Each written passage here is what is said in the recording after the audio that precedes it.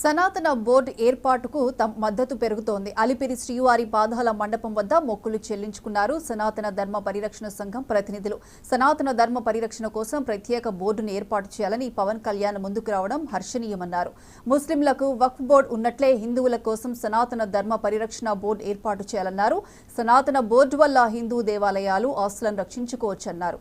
హిందూ ధర్మ పరిరక్షణ కోసం పవన్ కు మద్దతుగా నిలుస్తామన్నారు. మాజీ సీఎం జగన్ తిరుమలలో డిక్లరేషన్ ఇచ్చిన తర్వాత దర్శనానికి అనుమతించాలన్నారు. ప్రపంచవ్యాప్తంగా హిందువుల రక్షణ కోసం ఒక సంస్థ అనేది ఉండాలా, హిందువులని అలాగే సనాతన ధర్మాన్ని రక్షించడానికి ఒక బోర్డు ఉండాలి అని అంటూ ఎంతో భయభ్రాంతులతో బతుకుతున్నటువంటి హిందువులకు అండగా రక్షగా మన డిప్యూటీ సీఎం గారు పవన్ కళ్యాణ్ గారు ఇచ్చినటువంటి ఏదైతే వాగ్దానం ఉందో సనాతన ధర్మ రక్షణ బోర్డు అనేది వెంటనే స్థాపించాలని ఆ పవన్ కళ్యాణ్ గారికి అధిక శక్తినిచ్చి నిండు నూరేళ్ళు ఆరోగ్యాన్ని ఇవ్వాలని ఆ ఏడుకొండల స్వామిని వేడుకుంటున్నాం. గోవిందా. ఇంతవరకు హిందువుల రక్షణ కోసం, దేవాలయాల రక్షణ కోసం, దేవాలయాల ఆస్తుల రక్షణ కోసం ఇంతవరకు ఎలాంటి బోర్డు లేకపోవడం బాధాకరం.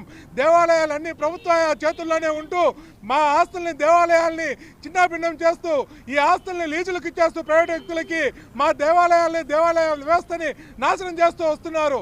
ఈ దేవాలయాలన్నీ హిందువుల చేతుల్లోనే ఉండాలంటూ హిందువులకంటూ ఒక బోర్డు కావాలి.